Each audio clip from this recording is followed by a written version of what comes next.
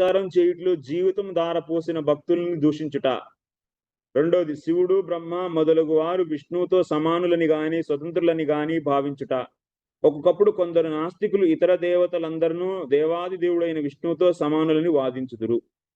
3, ఆధ్యాత్మిక ఆచార్యుని ఆదేశములను ఉల్లంఘించుట. 4, వైదిక గ్రంథములను దూషించుట.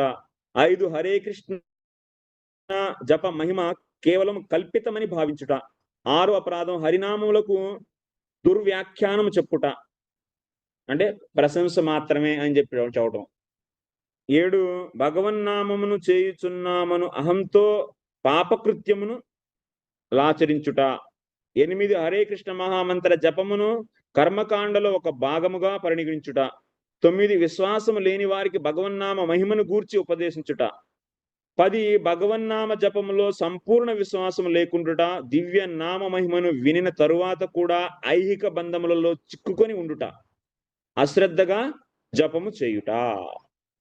ఇది 10 అపరాధాలు.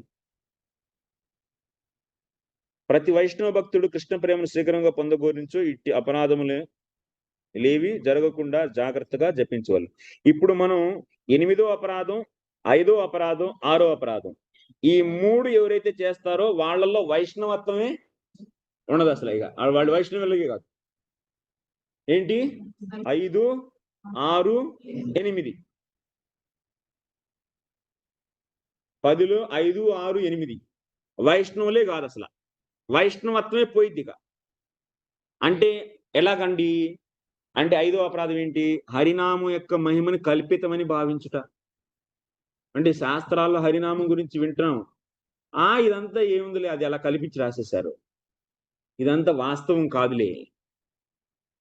6వ అపరాధం ఏంటి? దానికి దుర్వ్యాఖ్యలు ఇవ్వటం. అంటే ఏంటి? ఇది కేవలం ప్రశంస, దానికి వీడు మెంటల్ స్పెక్యులేషన్ చేస్తారు.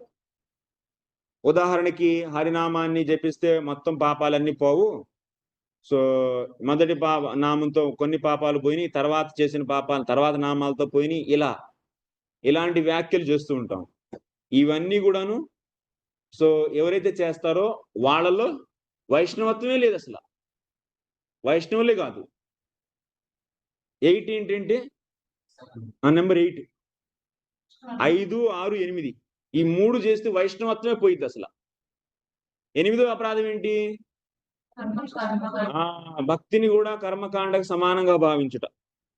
ఇక్కడేం రాశారు? హరే కృష్ణ మహామంత్ర జపమును కర్మకాండలో ఒక భాగంగా పరిగణించుట. సో లేకపోతే కర్మకాండకు సమానంగా భావించుట, లేకపోతే ఒక భాగంగా భావించుట. అలాగా